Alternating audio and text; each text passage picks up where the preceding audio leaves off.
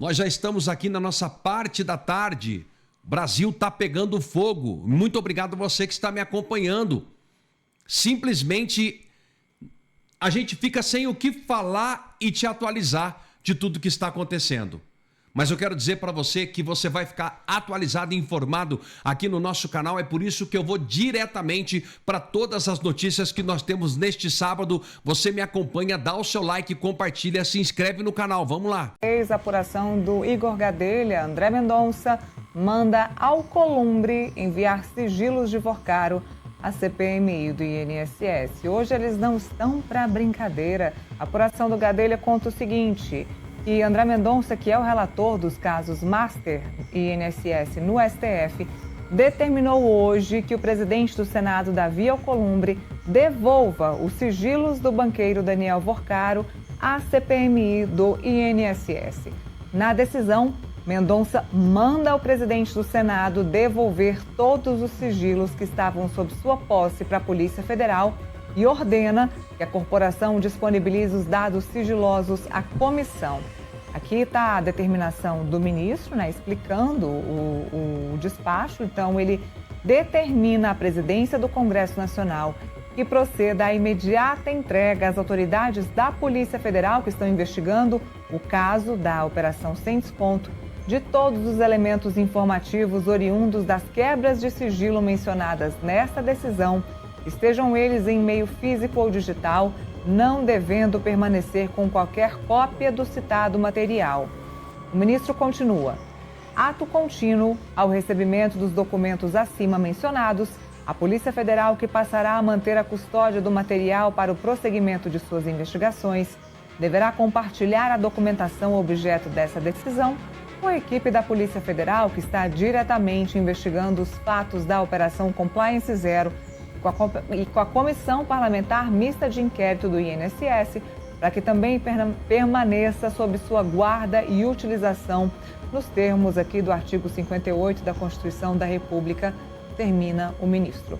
Esse despacho atende a um pedido da presidência da CPMI do INSS, que havia pedido ao Supremo Tribunal Federal a devolução integral dos elementos informativos oriundos de quebras de sigilo fiscal, bancário e telemática de Vorcaro. O antigo relator do caso, que é o ministro Dias Toffoli, havia retirado da CPMI, em decisão no dia 15 de dezembro, os documentos com material sigiloso apreendido no celular de Vorcaro, dono do Banco Master. Na decisão do Dias Toffoli, que era o relator antigo, as informações ficariam sob a posse de Alcolumbre. A partir de agora, o presidente do Congresso deve devolver todo o material, incluindo os dados do sigilo fiscal, bancário e telefônico de Vorcaro, para a CPMI do INSS. Tá aí, ó. Felipe, a gente, falando do ministro André Mendonça, ele deu aí uma folguinha para a CPMI do INSS agora, ó. Devolveu as informações que o presidente da CPMI do INSS havia solicitado, concedeu o pedido, então tira das mãos do Davi Alcolumbre, que realmente não faz o menor sentido essas informações nas mãos do presidente do Congresso Nacional, que apesar de ser presidente do Congresso Nacional, não tem prerrogativa nenhuma de ficar com esse material, já que não faz parte da Comissão Parlamentar Mista de Inquérito que investiga o caso. Agora vai para as mãos de quem é de direito, de quem está investigando o caso. Dira, estava criticando o André Mendonça pela decisão dele de esvaziar a CPMI ao colocar como facultativo o depoimento do Daniel Vorcaro, Previsto que foi convocado para depor a segunda-feira sobre empréstimos consignados em relação com fundos de pensão e servidores públicos. Mas essa decisão do André Mendonça é uma decisão completamente acertada, Não tinha lógica nenhuma a decisão do Dias Toffoli de colocar e manter, todos os documentos da quebra de sigilo fiscal, telemático, telecomunicação, com a presidência do Senado Federal, Congresso Nacional, da Davi Alcolumbre, ao invés de repassar essas informações, esses documentos para a CPMI, que tem vários parlamentares, das duas casas, da Câmara e do Senado Federal, debruçando sobre os documentos para fiscalizar e catalisar e ajudar a investigação da Polícia Federal e a investigação na justiça.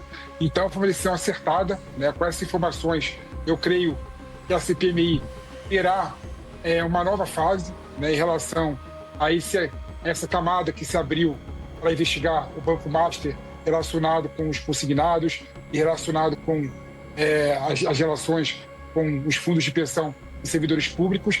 Então, terá mais uma fase importante agora a CPMI. Agora, uma pena, essa decisão só veio agora, né? Tudo bem que não é culpa do André Mendonça, né, de liberar a documentação somente na sexta-feira, né? Mas os parlamentares terão, né, muito pouco tempo para se debruçarem sobre a documentação para poderem arguir, né, o Daniel Porcaro de uma forma adequada, né, caso ele venha depor na segunda-feira, o que eu acho muito difícil. Mas uma decisão acertada e dá força à CPMI nessa reta final de investigação e de consolidação da documentação e dos documentos comprobatórios a fim de alcançar o relatório que será votado posteriormente na comissão, Neila. Tudo errado.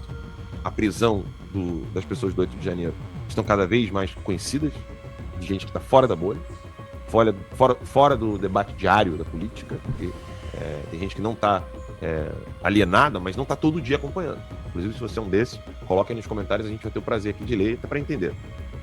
E aí, após isso, eles conseguiram, o Flávio conseguiu apoio, Eduardo está conseguindo fazer apoio internacional, viajando para Israel, Abu Dhabi, Emirados Árabes, Catar, Europa também. Enfim, essa é a leitura que eu faço, Ramad. Daqui a pouquinho jogo a palavra para você, Rô. Mas eu acho o seguinte, tá sim o negócio, eles acharam que estava tudo muito tranquilo, tudo muito fácil, daria para resolver tranquilaço, que não ia ter problema, e que eles iam conseguir levar 2026 com muita facilidade, colocando medo e terror na direita. Eu concordo, estamos aqui na câmera do meio, né? Agora já vamos ali. Olha, houve um grave erro de percepção, houve ali uma ambição muito grande de poder e uma enorme imaturidade política. De achar que o presidente Bolsonaro, que tantos anos ali naquele Congresso Nacional, defendendo nossas pautas, falando sozinho, no momento que chegou a possibilidade de ser presidente da República, deu o tiro certo, conhecer a dinâmica da sociedade, sem gastar nada, venceu uma eleição presidencial, demonstrando para a população os nossos valores. Foi engolido por um sistema que se voltou contra ele. Por quê? Porque um presidente Bolsonaro, que não tem nada de corrupção, trabalhou com eficiência, boa gestão e pelo melhor da nossa liberdade, proteção da família, prosperidade e todos os nossos valores de conservadores para conservar essa tradição nossa, ética, judaico-cristã que nós trazemos, veio o presidente Bolsonaro. Agora, esse sistema se virou contra ele e colocou ele na prisão justamente, ilegalmente. Vieram ali aquelas pessoas se dizendo ao lado, querendo se aproximar ou receber uma autorização do Bolsonaro para estar como presidenciável, sem entender o jogo, sem entender completamente que, primeiro, a população tem sim a credibilidade de direita que conhece, Bolsonaro é que tem a credibilidade e a devida popularidade pelo trabalho que ele fez, pela pessoa de confiança e credibilidade que ele tem. Então, você desconfiar que o presidente Bolsonaro, que entrou para uma disputa presidencial sem recurso nenhum, ganhou, que durante o seu mandato fez diversos, não apenas o seu legado de gestão, fez pessoas que trabalharam com ele, que não tinham histórico político nenhum. Eu sou um deles. Eu sou daqueles que o Bolsonaro chegou para mim, vamos sair para a política, estou junto, presidente, estou na missão. Agora, quantos outros? Inclusive em larga escala, de grandes cargos. Quando ele chegou para o ministro Tarcísio, que ele deveria ser candidato para São Paulo, o próprio ministro Tarcísio não acreditou. Esse é o faro político de sociedade que o Bolsonaro tem. Quantos outros angariaram ali, chegaram a senador da República, sem nunca ter participado de nada, só por estar no rastro do Bolsonaro. E agora, quando ele verificou que estava havendo o sistema querendo o voto da direita, quem representa a direita é o Bolsonaro, precisa do aval do Bolsonaro para sair, senão não consegue.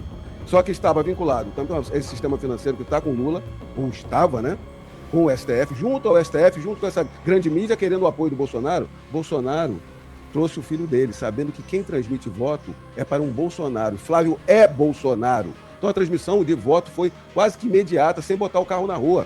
Quando se viu Flávio Bolsonaro trazendo, porque se sabe que ele traz a pauta da direita, sabendo o momento que nós estamos, ele é mais do que adequado para essa pauta. Flávio é uma pessoa de diálogo, é uma pessoa que viu o que aconteceu no governo Bolsonaro, que está querendo trazer realmente todos os grupos e setores que querem trabalhar por um melhor do Brasil para uma união conjunta para vencer essas eleições. E aí as pesquisas estão... Ela foi ouvida na Polícia Federal, tá? Ela não é auditora. Eu vi o presidente da Associação dos Auditores dizendo que ela não tem um acesso, a senha dela não tem um acesso profundo a ela divulgar os dados que estão falando que ela divulgou, e mais, ela disse que ela tem prova que usaram o login dela, que no momento que houve esse acesso com o login dela, ela estava atendendo outra pessoa, que ela tem prova que ela não fez esse acesso. Onde eu quero chegar? Se eu não fosse advogado do Felipe Martins, e eu não tivesse visto com meus próprios olhos que fraudaram uma entrada do Felipe Martins nos Estados Unidos com documento para prendê-lo, eu duvidaria da fala dela. Mas eu tenho certeza que essa mulher está falando a verdade. Agora, por que isso? Por que usariam o login dessa mulher, Marco, para acessar os dados da esposa do Alexandre de Moraes? Para criar um álibi, para futuramente ter argumento de nulidade. O que significa isso? Acessaram irregularmente os dados da mulher do Moraes. É isso que eles estão falando agora. A Receita acessou de forma ilícita. A Receita, inclusive, se manifestou nesse mesmo sentido, confirmando que o acesso foi irregular. Porque, embora não exija autorização judicial para esse acesso, só se pode acessar dados sigilosos com instauração de procedimento fiscal. E esse procedimento específico não havia, então o acesso ele é irregular. Agora, por que criaram esse acesso irregular? Porque, posteriormente, qualquer que seja o ataque investigativo ou processo criminal contra a esposa do Moraes, tudo que pode ser utilizado contra a mulher do Moraes é ilícito. Se conseguiram esses dados do contrato de 129 milhões por um acesso ilícito, não podem usar esses dados em eventual processo criminal. Então, o jogo é muito pesado, o jogo é sujo e ele é possível. É crível que tenham criado, forjado esse acesso para futuramente ter uma carta na manga. E por que isso? Porque o Dias Toffoli saiu do controle do caso Master. Agora, quem está no caso Master é André Mendonça. E pode ser que não tenham controle do André Mendonça, e o André Mendonça pode dar carta branca para a Polícia Federal investigar a esposa do Moraes. Basta, então, instaurando o inquérito contra a esposa do Moraes para apurar, por exemplo, lavagem de capitais, o que houve essa apuração contra o Zanin na época da Lava Jato, lembra? Zanin tomou busca e apreensão por decisão do juiz Bretas, né? Pode a Polícia Federal investigar, então, a esposa do Moraes? Porque o próprio Dias Toffoli disse que só ficarão no STF prerrogativas de foro. A esposa do Moraes não tem foro privilegiado, o caso dela é primeiro grau. Então, um delegado agora, tendo carta branca do Dias Toffoli, do Mendonça, pode investigar a esposa do Moraes. O que acontece? Instaurando o inquérito contra a esposa do Moraes em primeiro grau, o advogado da esposa do Moraes pode fazer um HC, fazer esse HC chegar no STF e anular, trancar essa investigação, porque acessaram esses dados de forma ilícita. É esse o tabuleiro que eu enxergo, porque eles forjaram esse acesso aos dados de familiares de ministro e da esposa do Moraes. Exato, e eles estão... O negócio é tão malandro e é tão criminoso que o Moraes, ele jogou no inquérito da fake news a galera da Unafisco. Por isso que o Toffoli tem que ser empichado. Do Brasil. Hoje, sexta-feira, 20 de fevereiro de 2026, completa 6 meses que o ditador Alexandre de Moraes promove contra mim perseguição política religiosa, maldade e injustiça. Vamos às provas? Vamos aos fatos? Eu estava chegando de Portugal no Brasil e aqui no Aeroporto Internacional do Galeão, o ditador mandou apreender meu passaporte, cadernos teológicos e meu telefone celular. Aqui começa a aberração. Todo mundo jurídico sabe que para apreender o passaporte de alguém tem que ter risco eminente de fuga. Eu estava chegando do exterior, não estava saindo para o exterior. E outra, a questão da investigação contra mim já estava na mídia há uma semana de Portugal, já tinha dado várias entrevistas. Se eu quisesse fugir, eu ficava em Portugal Ou então eu ia para a América, onde tem igrejas. Mas esse é o modus operandi de ditadores. Ditador não suporta crítica, não suporta opinião contrária. Ele quer intimidar e calar seus opositores. Só que eu não tenho medo de ditador. E há 6 meses eu venho denunciando os crimes e os absurdos de Alexandre de Moraes. A coisa é tão vergonhosa que eu acho que dá para Alexandre de Moraes escrever filme para Hollywood. Olha em que esse cara quer me envolver. Coação no curso do processo, obstrução de investigação de infração penal envolvendo organização criminosa, atuei na construção de uma campanha criminosa orquestrada destinada a ataques a ministros do Supremo Tribunal Federal, leia-se ele, né? Orientei Bolsonaro a condicionar a suspensão de tarifas à anistia. Você sabe o que Alexandre de Moraes faz? Ele transforma opinião em crime. E ele faz isso há 6 anos, desde que ele passou a comandar o inquérito imoral e ilegal das fake news. É imoral e ilegal porque não tem a participação do Ministério Público. Esse inquérito está aberto até hoje, ele promove perseguição política a quem ele bem entende. Olha o que ele está fazendo com os auditores da Receita Federal hoje. Gente, isso é uma afronta, isso é uma aberração que esse cara faz.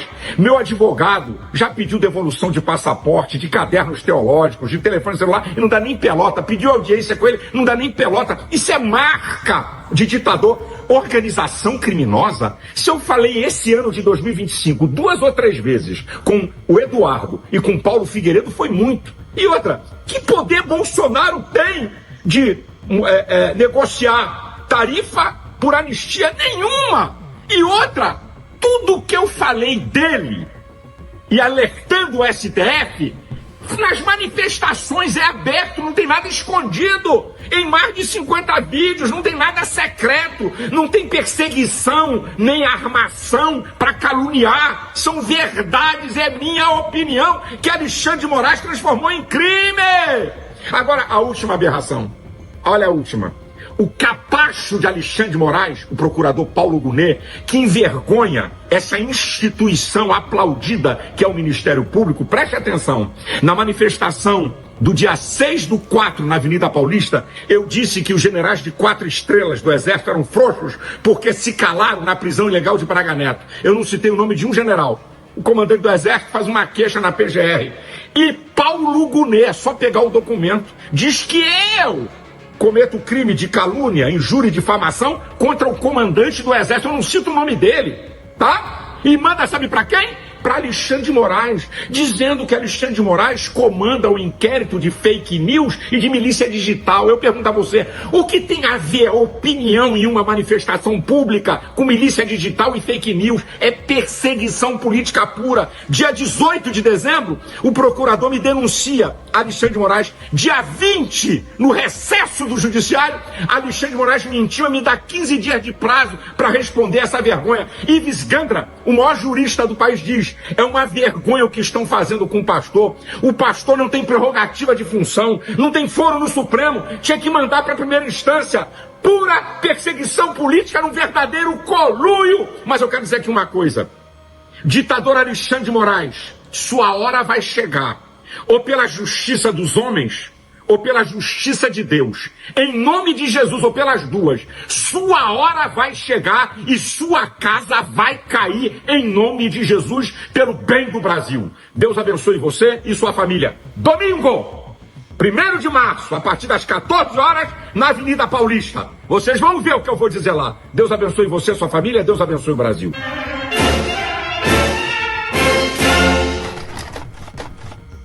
Deputada, a gente está ao vivo aqui na Jovem Pan. O senhor pretende passar a noite aqui no plenário da Câmara? Olha, pretendo, mas isso não é o caso mesmo, que vocês têm que entender o que está acontecendo, gente. Pelo amor de Deus. Vocês fazem ideia do que está acontecendo? Explica. É muito claro. O ministro Alexandre de Moraes já desbordou todas as legalidades constitucionais e tem a mídia aplaudindo isso ainda, gente. Vocês não vão acordar, não? Vocês não estão vendo que é o único ministro fazendo um bando de atrocidade jurídica? Que qualquer aluno do primeiro período de direito sabe que está errado e vocês estão aplaudindo ainda? Vocês sabem o que está acontecendo? Vocês sabem o que vai acontecer daqui a 10 anos se houver essa escalada por uma única pessoa na corte? Ele tem 8 pedidos de impeachment, 9 com o que eu protocolizei hoje. Vocês sabem como que nasceu o inquérito 4781? Vocês têm ideia do que é? Nasce de ofício não pode abrir inquérito de ofício. Eles usam o artigo 43 do Regimento Interno do STF. Eles falam que o crime, quando é cometido nas dependências do Supremo, pode-se abrir um inquérito como qualquer tribunal, ok, concordo. Mas em acórdão, eles confundem jurisprudência com dependência. Não tem nada a ver. Isso é pueril, isso é inepto. Qualquer um sabe que não existe esse tipo de interpretação jurídica. O regimento deles é diante da Constituição de 88, à luz da Constituição de 69. E eles não aplicam mais a lei, que é pátria, que é o Código Penal e Processo Penal. E está todo mundo aplaudindo, gente. Ele está prendendo parlamentar por opinião. A letra de lei é taxativa. Não há interpretação. Qualquer imbecil sabe isso. Desculpem o termo. Quando tem como julgar ou como tem algum tipo de subjetivação na lei, você pode até interpretar dentro daquele limite. Agora, o juiz Alexandre de Moraes, juiz, não, advogado paulistano catapultado ao cargo de ministro. Quando ele quer fazer a lei à maneira dele, ele preenche uma lacuna com o que ele entende. O magistrado, ele é inimigo do Brasil se ele não conseguir cumprir a lei que é positivada. O magistrado, ele tem que cumprir o que o legislador faz aqui. Ele é escravo da lei que nós fazemos através do voto de vocês. Agora, se vocês aplaudem, né, decisões monocráticas e ilegais inconstitucionais, se vocês aplaudem censura, se vocês aplaudem um avanço totalmente draconiano sobre os outros poderes, vê o presidente da República, como é que é perseguido por ele. E vocês vão aplaudir, gente? Pelo amor de Deus. Sai a capa amanhã, deputado ataca a democracia. Ataque a democracia é um ministro vir aqui e fazer lobby para reprovar uma PEC de mais transparência nas eleições. Isso é um ataque à democracia. Um ministro ligar para deputado e falar, ó, vota por uma prisão. Pô, mas é ilegal. Não, mas vota pela prisão. Ah, vou bater palma que é um genocida. Ah, eu não vou entrar nesse quesito, mas também se eu falar todos os meandros da casa fica complicado. Eu vou demandar aqui 24 horas para poder falar. Mas a questão é que é um fato. Agora, a gente não pode fazer isso e permitir que a democracia sofra esses arroubos e o ministro continue lá, ó, vitalício. Quem indicou esse cara?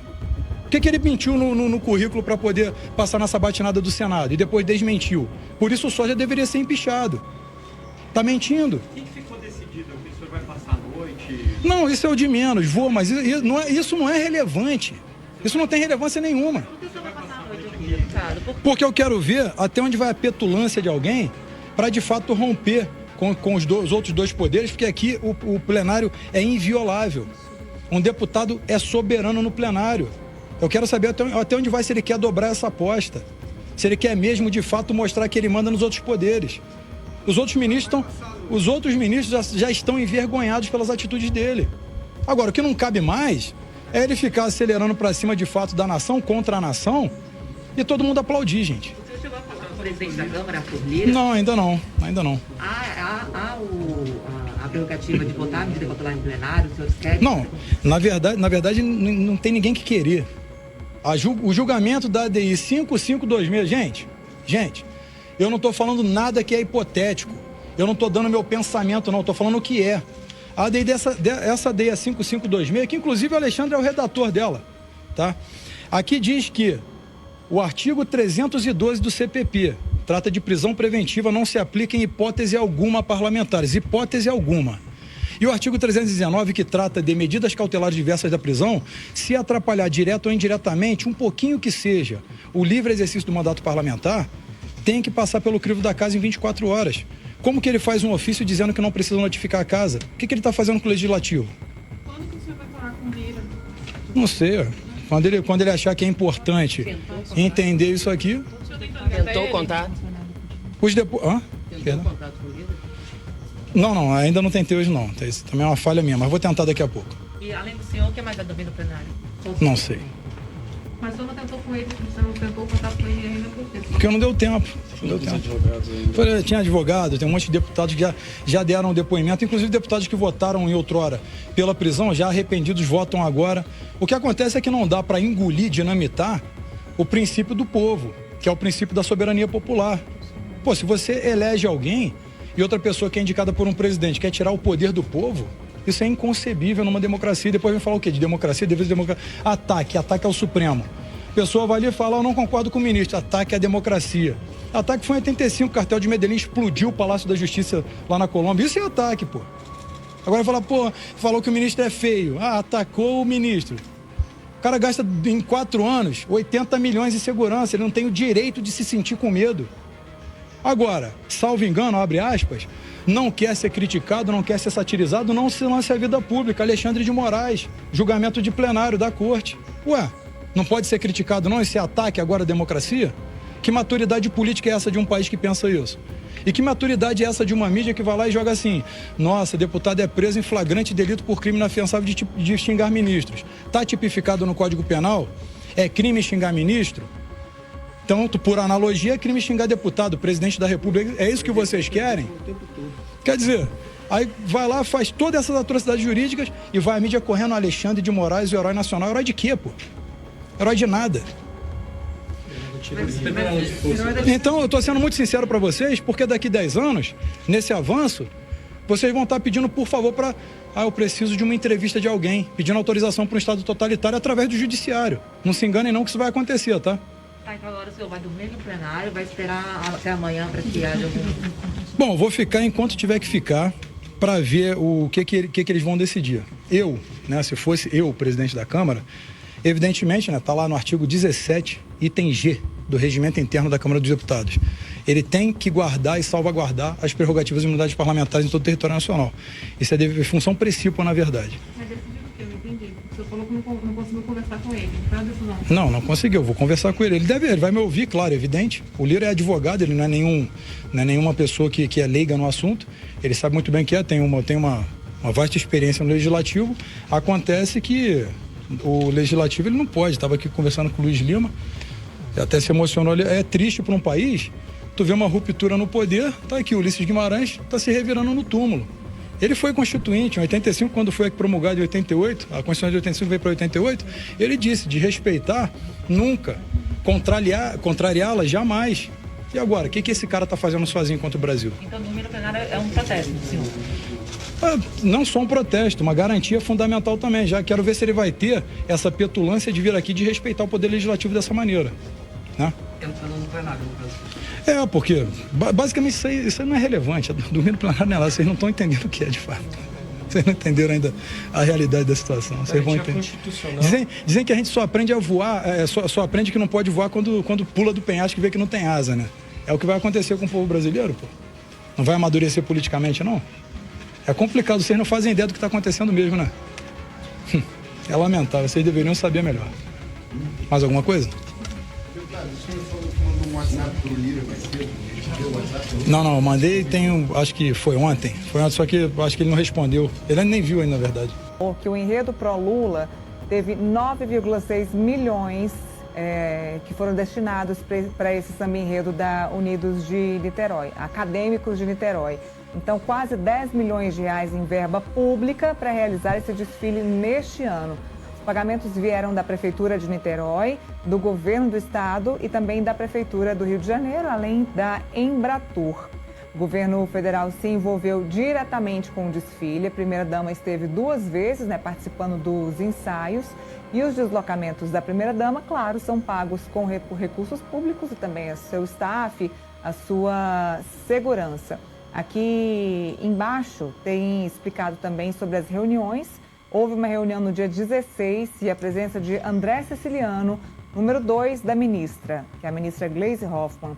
Ele é responsável por tratar com deputados e senadores sobre liberação de emendas e indicações para cargos. Ou seja, Gadeira, teve esse valor alto, aqui vou deixar o título aqui em cima para vocês, esse valor de quase 10 milhões de reais liberado, teve reunião com a Gleisi Hoffmann, com a ministra, com o Lindbergh e com o Siciliano. Nenhum deles tem ligação de liberação de verbas para cultura ou para qualquer tipo de evento como esse, que é o Carnaval, mas o presidente da Escola de Samba esteve reunido com eles no Palácio do Planalto. Eu acho, sem dúvida, o governo teve participação nesse desfile, até porque envolvia o presidente Lula. Também houve orientação do governo para que não tivesse o número nem pedido de votos expresso, que isso sim poderia ser configurado como propaganda eleitoral antecipada. Agora é importante ressaltar, Neila, também que outras escolas de samba costumam receber dinheiro, da Rio Tour, sobretudo, da própria Embratur também, né? A gente não tem aí o comparativo para mostrar aqui, mas outras escolas de samba também recebem dinheiro público e também dinheiro privado. Mas nesse caso houve um envolvimento direto aí, como a Andresa Matais mostrou, que foi a participação da primeira-dama, Janja, nessas reuniões. O mais engraçado desse carnaval como um todo é que Niterói levou o primeiro lugar, a vitória, e levou o rebaixamento, né? Porque a Viradouro é de Niterói, que foi a grande campeã do carnaval do Rio de Janeiro, do grupo especial, e também levou o rebaixamento com a Unidos Acadêmicos de Niterói, que é a escola que homenageou a Lula, que acabou rebaixada agora para o grupo de acesso. Olha, para a gente não falar mal de uma escola de samba específica, e o Igor disse isso muito bem, a matéria da Andresa Matais conta que os valores que foram destinados para a Liga de Escola de Samba, para as demais escolas de samba, a Liga da Escola de Samba tem um diretor que lida com esses valores especificamente, do governo federal, da Embratur, então tá lá na matéria dela, se vocês quiserem ter acesso. E eu tenho duas perguntas para você. Você acredita que na campanha eleitoral o presidente vai usar as imagens desse desfile? Não, acredito que não, até porque aí ele vai dar pano pra manga. Eu acho que ele vai usar aquela imagem dele pulando lá no carnaval, sobretudo nas redes sociais, porque assim, a campanha hoje não é só aquelas peças oficiais que se transmite no horário eleitoral gratuito na TV e no rádio. Há muita também, vão haver mais do que nunca, muitos vídeos, né, que o próprio PT, o próprio presidente Lula e os aliados vão usar durante a campanha. Eu acredito que ele não vai usar porque aí ele vai dar pano pra manga, né, de dizer, olha, você se beneficiou eleitoralmente, pode ter sido propaganda eleitoral antecipada. A segunda pergunta é, você conseguiria fazer essa turnê aí, esse tour, Recife, Salvador e Rio? Olha, com a estrutura que o presidente tem, de ter avião próprio, de ter um monte de assessor, eu acho que eu conseguiria. Eu ainda estou aí no auge dos meus 35 anos, ainda conseguiria, né? No caso, teria que arranjar também uma babá para ficar com meu filho. Tá aí, presidente, no próximo ano, se quiser uma cobertura, tem jornalista aí para te acompanhar. Gadelha, obrigada, viu? Obrigada mais uma vez pela participação. Nessa semana é o do presidente da Unafisco, que é uma associação de auditores fiscais, dizendo que é mais perigoso investigar membros do PCC do que altas autoridades. Se você for perguntar na Receita hoje, quem é que topa aí? Vamos organizar os grupos de fiscalização para ir atrás de altas autoridades? Você não vai encontrar nenhum. É menos arriscado fiscalizar membros do PCC do que altas autoridades da República hoje.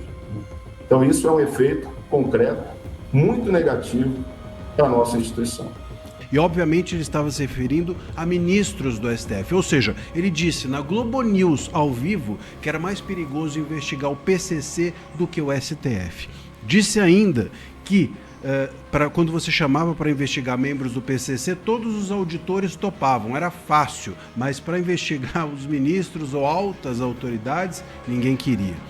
Bom, o que aconteceu? No dia seguinte, o ministro Moraes, isso foi agora quarta-feira, no dia seguinte, o ministro Moraes mandou que a Polícia Federal o ouvisse. E hoje, sexta-feira à tarde, ele será, esse presidente que disse isso da Unafisco, dessa associação de auditores, será ouvido pela Polícia Federal a mando do Moraes por conta, supostamente, dessas declarações que deu. E sabe o que ele fez? Ele resolveu calar a boca. Ele já avisou toda a imprensa que ele não vai falar mais nada, que ele vai ficar em silêncio. Olha, isso é o pior efeito possível e é o efeito que o Moraes queria, não só com esse presidente da Unafisco, mas fez isso também com o presidente do CFM, do Conselho Federal de Medicina, no mês passado. Vocês vão se lembrar que esse presidente disse que queria abrir uma sindicância para investigar se os policiais médicos da Polícia Federal estavam agindo bem com o Bolsonaro, quando o Bolsonaro sofreu uma queda. Ele queria abrir uma sindicância e o Moraes impediu que ele abrisse a sindicância e mandou a Polícia Federal ouvi-lo. Nunca mais ouvimos falar do presidente do Conselho Federal de Medicina. E agora, muito provavelmente, nunca mais ouviremos a voz do presidente da Unafisco. Essas pessoas simplesmente deixam de falar. Como tantos jornalistas durante esses 7 anos, sobretudo de abertura, de existência do inquérito das fake news, esses 7 anos de ditadura da toga promovida pelo Moraes e os seus colegas dentro do país a partir de 2019. Jornalistas que deixaram de falar, jornalistas que deixaram de ser jornalista, veículos que foram fechados ou que foram silenciados ou que foram desmonetizados, canais de YouTube, inclusive, inclusive, que deixaram de existir nesses últimos 7 anos, ou ficaram em silêncio, ou passaram a falar de outra coisa.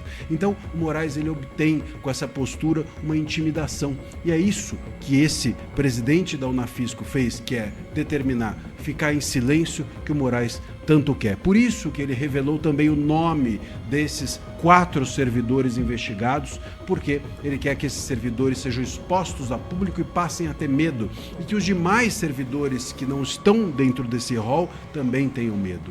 A ideia é essa, é gerenciar o Brasil pelo medo. Essa é a postura do Moraes. Não é de hoje. Há 7 anos nós estamos assim. Hoje é que a grande e velha imprensa descobriu isso e está chocada com a sua descoberta. Mas isso vem acontecendo no país há 7 anos. É o efeito silenciador, o efeito inibidor. É o que a gente chama de chilling effect. E isso é esse efeito intimidador é usado por essas autoridades autoritárias, ditatoriais que nós temos hoje no Brasil. Infelizmente, o Moraes se especializou em fazer isso nesses últimos 7 anos, a partir do inquérito das fake news. E ele fez isso com a direita, fez isso com o talha-ferro, fez isso com a imprensa e agora fez isso com o CFM e agora faz isso também com a Receita.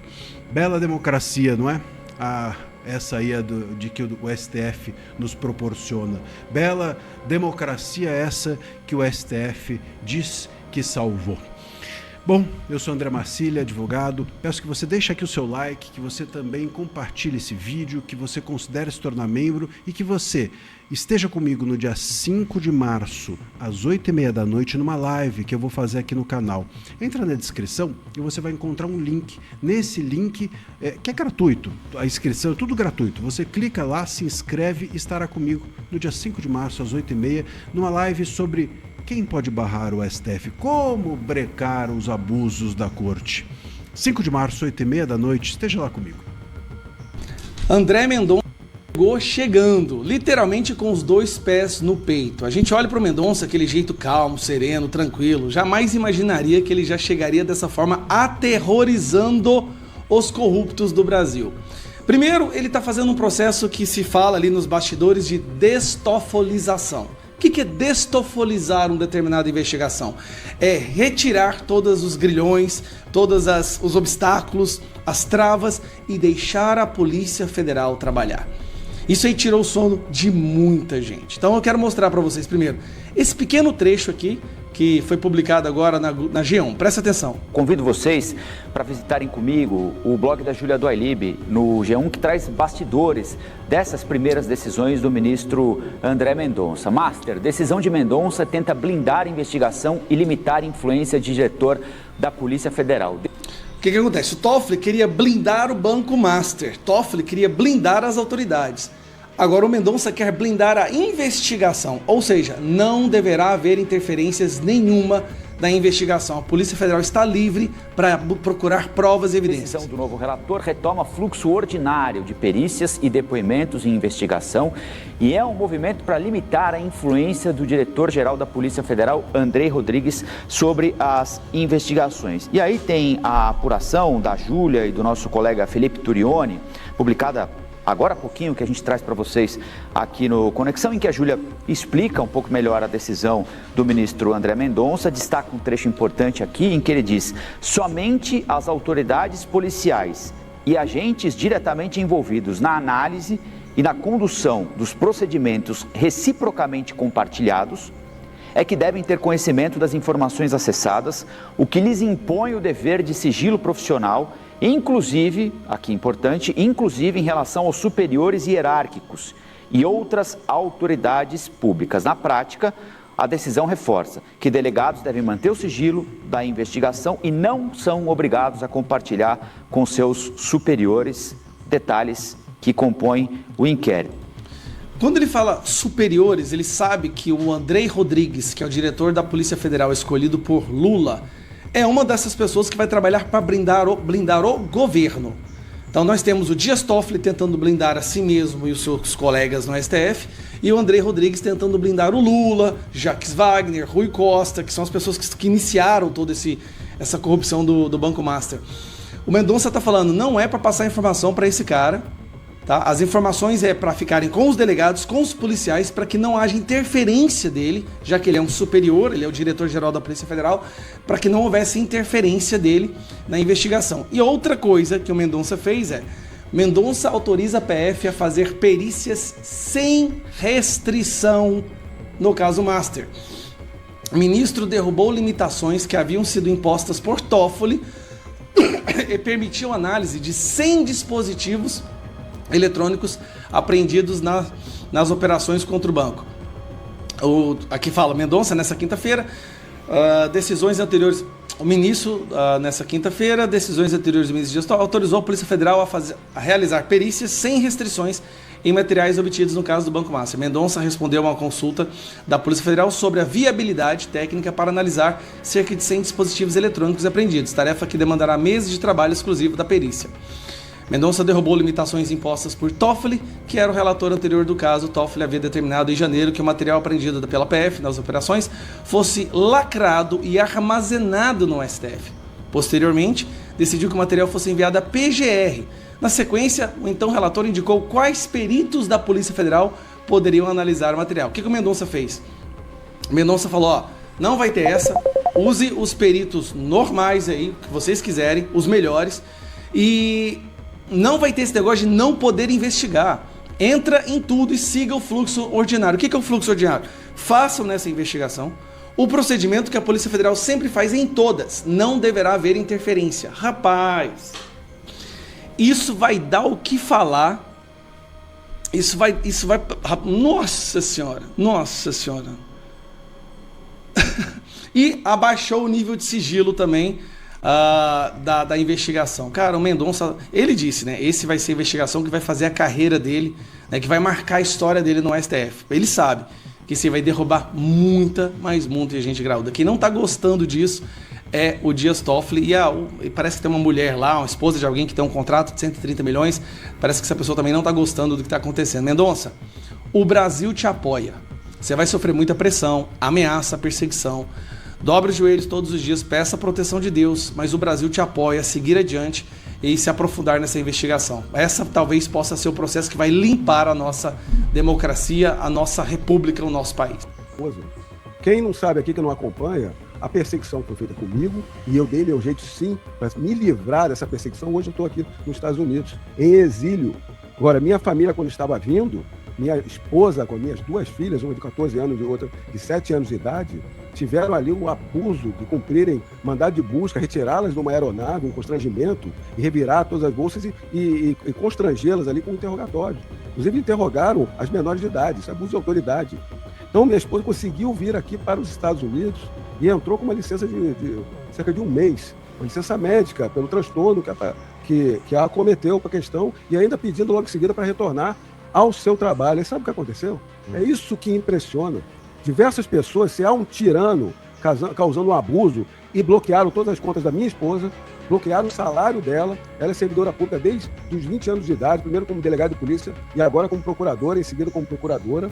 Bloquearam todas essas contas. Mesmo assim, ela tem um vínculo de trabalho, ela pediu para voltar a trabalhar. Sabe o que eles fizeram? Minha esposa está em trabalho remoto desde 2016, porque ela estava no Rio de Janeiro comigo. O governo de Roraima sabe disso, não só sabe disso, como há contatos com elas. E um terço, e não é apenas ela, quem trabalha com a advocacia pública e com os tribunais hoje, sabe que tudo é digital. O advogado faz audiência de onde quiser, inclusive os juízes e os promotores. Um terço dos procuradores do trabalho, que é de Procuradoria-Geral de Roraima, estão em trabalho remoto. E ela está em trabalho remoto, online, junto aos tribunais superiores, desde 2016. Sabe o que eles fizeram, Roraima? Seguindo o ditador da toga, impediram ela de fazer a perícia digital, que os servidores fazem direto, obrigaram ela, por despacho, por decisão, para ir fazer presencialmente em Roraima, quando sabem que ela não pode. Mas tudo bem, aí ela foi, não. É o atestado, vou discutir na justiça, que tem esse direito, mas quero voltar a trabalhar, como sempre trabalhei em trabalho remoto. Eles impediram ela de trabalhar, dizendo que ela tem que se apresentar em Brasília. Olha a canalice dessas pessoas.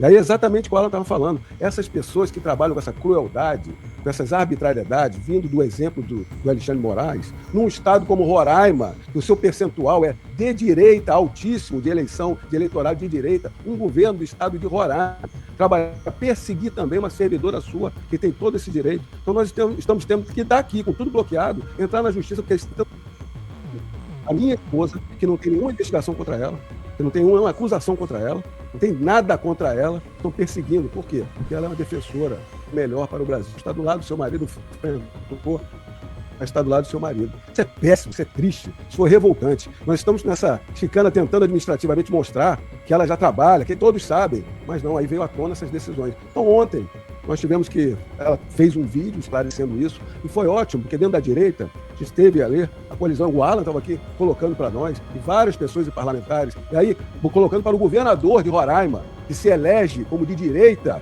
não vai tomar uma providência ali. Em Roraima, só quem está tomando providência é o senador Irã, do PP, que está se mostrando de direita, que assina ali os impeachments, é o único que está se mostrando. E foi bom que ela recebeu uma ligação do Flávio Bolsonaro, querendo saber o que está acontecendo, porque é um Estado de direita, e como é que não cumpre, pelo menos cumprir a lei.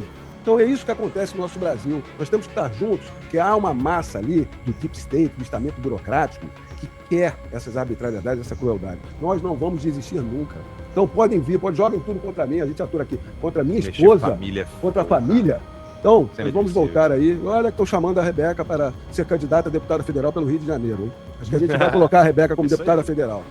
Pessoal, sabe por que eu não acredito nessa história do Alexandre de Moraes, de que os auditores da Receita invadiram de forma irregular e acessaram dados fiscais dos ministros do Supremo e de seus familiares?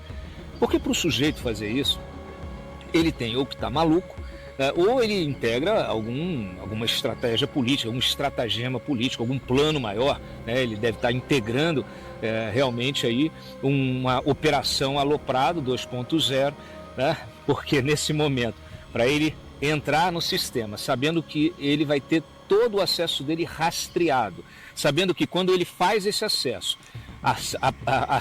ligam alerta, né? Disparam alerta automático no sistema da Receita, que obriga ele a entrar, preencher um formulário, dizer por que ele está acessando aquilo ali, colocar referência a algum tipo de autuação, algum processo fiscal que esteja em curso. Quer dizer, ele sabe que cada passo dele no sistema da Receita é fiscalizado, é monitorado. Ele sabe que quando ele entra numa lista, na chamada lista VIP, né, da Receita, os PPEs, né, as pessoas politicamente expostas, ele sabe que quando ele mexe com isso, ele realmente chama para si toda a ira desse sistema, dessas autoridades, como aconteceu em 2019. Então, assim, ele já tem a experiência de 2019, ele já sabe que lá atrás 2 auditores fiscais, mesmo fazendo tudo certinho, foram acusados de fazer um acesso ilegal, foram afastados, foram achincalhados, depois tiveram que ser readmitidos, reintegrados à carreira. Um deles morreu na Covid, não adiantou nada, quer dizer, passou por isso tudo e entrou até em estado depressivo, depois acabou falecendo na época da Covid. Então, assim, toda essa experiência trágica dos auditores da Receita, além de um controle completo, né, de cada acesso, faz com que seja muito difícil realmente acreditar nessa versão do Alexandre de Moraes. Então, de duas uma, ou esses auditores integravam um esquema maior, né, uma operação Aloprado 2.0 aí do PT contra o Xandão, ou eles fizeram acessos ao acaso, né? Como aconteceu já, que me parece que um deles já justificou, dizendo que fez um acesso ao acaso e até justificou isso dentro do sistema, não tinha acontecido nada com ele até agora. Ou o auditor é maluco, né, porque sabendo do risco, sabendo de todo o risco, ele resolveu correr esse risco, colocando inclusive a sua carreira em jogo, porque não pensem que quem faz um negócio desse tem outra coisa que não a punição, a expulsão da carreira, né? E um auditor hoje, além de toda, né, a estabilidade, todos os benefícios da carreira de auditor fiscal, no topo, né, dessa carreira, ele chega a ganhar o equivalente a um ministro do Supremo. Então o sujeito vai abrir mão disso tudo. Assim, ou ele está maluco, ou ele integra uma operação Aloprado 2.0, ou é tudo mentira, ou é tudo um repeteco do que aconteceu em 2019, quando o mesmo Alexandre de Moraes foi, já dentro do inquérito das fake news, que foi criado para isso, abriu, foi lá, afastou, investigou, fizeram a devassa, divulgaram o nome dos auditores, fizeram uma devassa na vida deles, E depois, quando baixou a poeira, tiveram de ser reintegrados. O TCU, inclusive, confirmou que eles tinham atribuição, prerrogativa para fazer o que eles estavam fazendo tudo by the book. Então, cometeram uma injustiça. Agora, vamos falar sério. O que vocês acham que é verdade? Hoje mesmo, a Receita desmentiu outra informação que circulou, dizendo que eles também teriam acessado dados do Paulo Gonet, do PGR, e a própria Receita já desmentiu. Então, assim, a gente não sabe se esses acessos realmente aconteceram, se eles foram motivados ou não, se eles eram parte da rotina desses servidores, se eles foram ao acaso. A gente não sabe nem se eles venderam esses dados à imprensa, como há aí uma alegação fortíssima de que teriam vendido esses dados para jornalistas aí, da mídia, aí, do consórcio de mídia. Então, assim, realmente cair nessa conversa fiada, quer dizer, é uma armadilha, né? E a gente precisa aqui ressaltar o seguinte: esse Alexandre de Moraes, que lá atrás era defendido por essa mídia e era colocado justamente como esse bastião da democracia, e que estava usando o inquérito das fake news para proteger, né, os ministros dos ataques bolsonaristas, hoje ele é apenas um ministro enrolado, porque a sua esposa tem um contrato de 129 milhões com o Banco Master e até hoje ele não conseguiu explicar esse contrato. Então, é cortina de fumaça? É o quê? A gente não pode permitir que isso seja colocado na mídia, reproduzido, justificado, com base em medidas, inclusive, arbitrárias, como as que foram tomadas contra esses auditores. O cheiro é de fake news. Resta saber se o inquérito das fake news vai ser usado contra quem está promovendo fake news.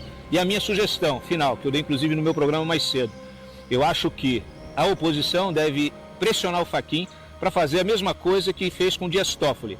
Convoca uma reunião e força o Alexandre de Moraes a abrir mão da relatoria do inquérito das fake news, porque esse inquérito já extrapolou qualquer tipo de limite. Ele precisa ser encerrado, e a única forma disso acontecer é retirando das mãos do Alexandre de Moraes, colocando na mão de um outro ministro que tenha coragem para fazê-lo e que tenha senso ético, o mínimo, que ainda resista aí dentro desse quadro. Aliás, eu diria que isso é a única forma de preservar o próprio Supremo das consequências históricas inevitáveis de tudo que a gente está vivendo. E eu peço a você que, se gostou desse vídeo, compartilhe ele nas suas redes, deixe o seu like e deixe o seu comentário. Não esqueça de se inscrever aqui no nosso canal no YouTube, de nos acompanhar nas redes sociais e também de acessar www.sociedadeparalela.com.br, é a nossa academia política. Te vejo lá.